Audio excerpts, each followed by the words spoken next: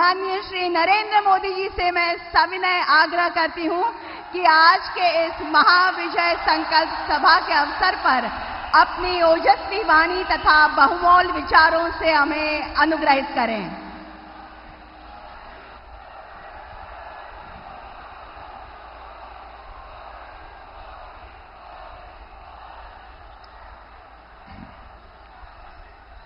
छत्रपती शिवाजी महाराजांच्या या भूमीला माझा नमस्कार। मैं मां दुर्गा, जरी मरी तिसाई माता और अंबरनाथ महादेव को आदरपूर्वक प्रणाम करता हूं। मैं पूज्य बाला साहब ठाकरे और धर्मवीर श्री आनंद दीघे जी को श्रद्धांजलि अर्पित करता हूं।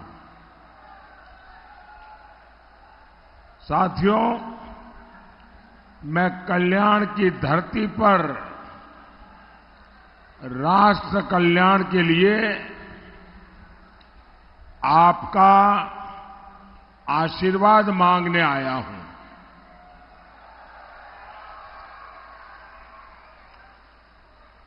राष्ट्र का कल्याण, गरीब का कल्याण, मैं गर्व के साथ कह सकता हूं कि आज के राजनीतिक माहौल में ये मुख्य कसौटी का केंद्र बना है। देश पहली बार 25 करोड़ मेरे गरीब भाई बहनों को गरीबी से बाहर निकलते देख रहा है। पहली बार हर गरीब के लिए पक्के मकान बनाने का पुरजोश काम चल रहा है। पहली बार हर घर को नल से जल मिले, ये अभियान सफलता की नई ऊंचाइयों को छू रहा है।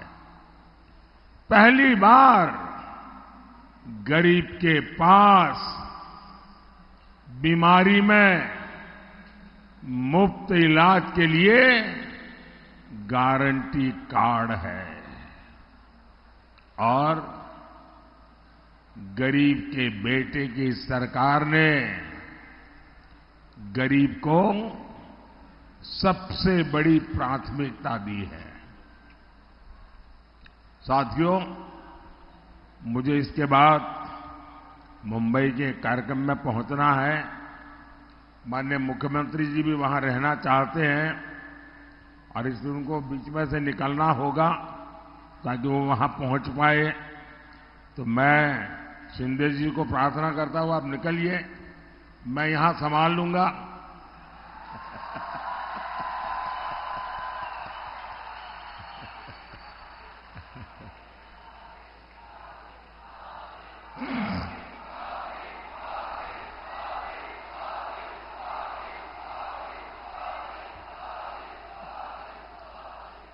साथियों, आज पहली बार भारत में हम एक नया आत्मविश्वास देख रहे हैं। भारत आज छत्रपति शिवाजी महाराज की प्रेरणा से बुलंद हौसले के साथ बड़े लक्ष्य तय कर रहा है। सरकार बनने के बाद पहले 100 दिन में क्या काम करना है, कौन से फैसले लेने हैं,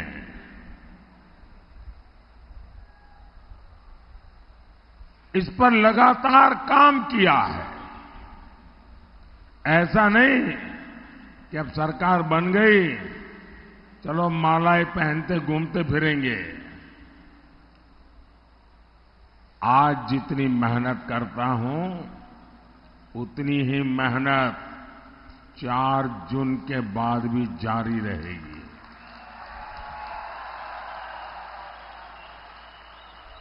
और इसलिए 100 दिन में क्या करना है, इसका ब्लूप्रिंट रेडी करके हम आगे बढ़ रहे हैं। और मुझे कुछ लोग कहते हैं कि मोदी जी इतना आत्मविश्वास। मुद्दा मोदी के आत्मविश्वास का नहीं है, मुद्दा जनता जनार्दन का अरसपरस विश्वास का है। लेकिन मैं जब कल काशी में था और बहुत सारे नौजवानों को इस समय चुनाव अभियान में मेरा मिलने का हुआ, मैं देख रहा हूं कि देश का नौजवान, उसके पास एक नई कल्पकता है, नए आइडियाज है, हर चीज को नए तरीके से करने का उसका तजुर्बा है। और इन दिनों जो मेरी उनसे बातचीत हुई है, तो मैं बहुत प्रभावित हुआ हूं। अब मैं कोई लाखों नौजवानों के साथ तो बातचीत करना संभव नहीं हुआ मेरे लिए, लेकिन मैं देश के युवाओं को एक पर्सनल रिक्वेस्ट भी करना चाहता हूं, आग्रह भी करना चाहता हूं। क्योंकि इन दिनों जो मैं नौजवानों को मिला हूं, उन्होंने मुझे बहुत अच्छे सुझाव दिए हैं। तो मेरा मन करता है कि जो मेरा 100 दिन का विजन है, इसको मैं 125 दिन का पीरियड तय करूं। और जो 25 दिन नए मैं जोड़ रहा हूं, मैं चाहता हूं कि मेरे देश के नौजवान,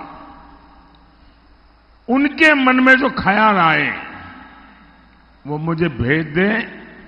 मैं उसमें से छांट करके ये 25 दिन बढ़ा करके मैं उसमें उसको शामिल करना चाहता हूं। क्योंकि मैं मानता हूं कि अब देश जिस तेजी से आगे बढ़ रहा है, हर पल नया विश्वास, नए सपने, नए संकल्प। और इसलिए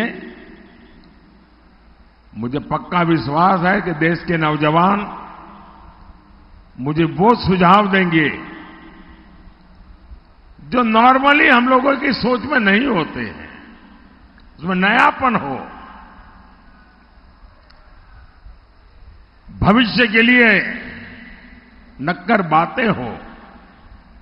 और मैं चाहता हूं कि मैं इन युवाओं को लेकर के उनके विचारों के लिए 100 के दुनिया मला मेरा टाइम टेबल तो है ही है, अतिरिक्त 25 दिन का टाइम टेबल, उस दिशा में मैं सोच रहा हूं। मतलब कि करीब 4 महीने मैं बहुत तेजी से ऐसा फाउंडेशन तैयार करना चाहता हूं जिसके कारण मेरा 2047 का जो लक्ष्य है ना, वो और निकट भास आने लगे। और इसलिए मोदी का तो मंत्र है, आपके सपने, ये मोदी का संकल्प है। और आपके सपनों को जिसने मैंने संकल्प बनाया है, उसको सिद्ध करने के लिए मेरा पल पल आपके नाम,